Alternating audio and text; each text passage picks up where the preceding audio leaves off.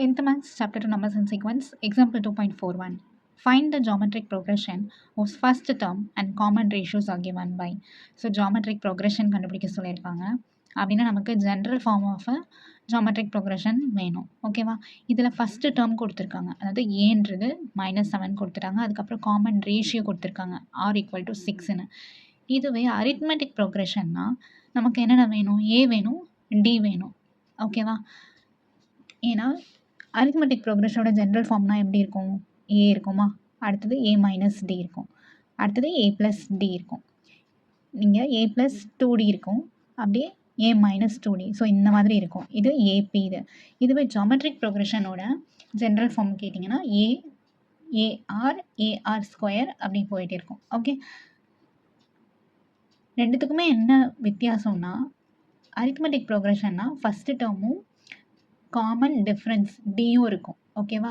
இதுவே ஜியோமெட்ரிக் ப்ரோக்ரஷன்னா first term ஏவும் காமன் ரேஷியோ ஆர் இருக்கும். சரிங்களா? ஸோ இப்போ general form of geometric progression நம்ம எழுதிடணும்னா AR ஃபஸ்ட்டு ஏவா, அடுத்தது AR இல்லையா?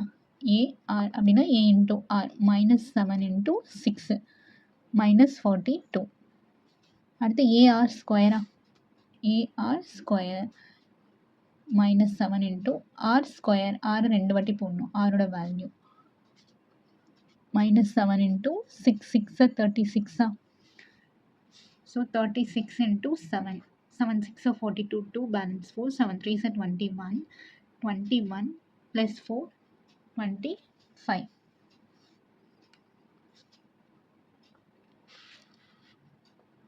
-252. Therefore, the required geometric progression is first ஏல இதில் தானே எழுதணும். So -7, AR -42, AR² -252. Next, second subdivision. A = 256, R is equal to 0.5. So, the general form of geometric progression வந்து AR AR². So first ஏன்றது 256, அடுத்தது AR A × R 256 × 0.5. So multiply பண்ணால் 128. ஓகேவா? பாயிண்ட்டுக்கு அப்புறம் ஒரு நம்பர் தள்ளி தானே பாயிண்ட் வச்சுருக்காங்க. ஸோ ரைட் சைட்லேருந்து ஒரு நம்பர் தள்ளி பாயிண்ட் வச்சு இந்த 0 கேன்சல் ஆகிடும், 128.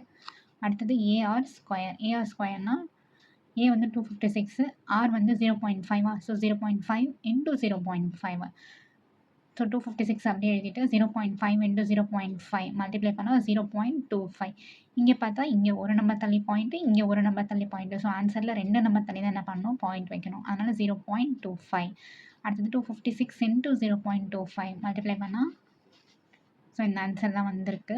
இப்போ பார்த்தீங்கன்னா பாயிண்ட் 2 நம்பர் தள்ளி பாயிண்ட் வச்சுருக்காங்களா? ஸோ 2 நம்பர் தள்ளி நம்ம பாயிண்ட் வச்சோன்னா 2 0 கேன்சல் ஆகிடும். அப்போது 64. Okay, therefore the required geometric progression is 256, 128, 64.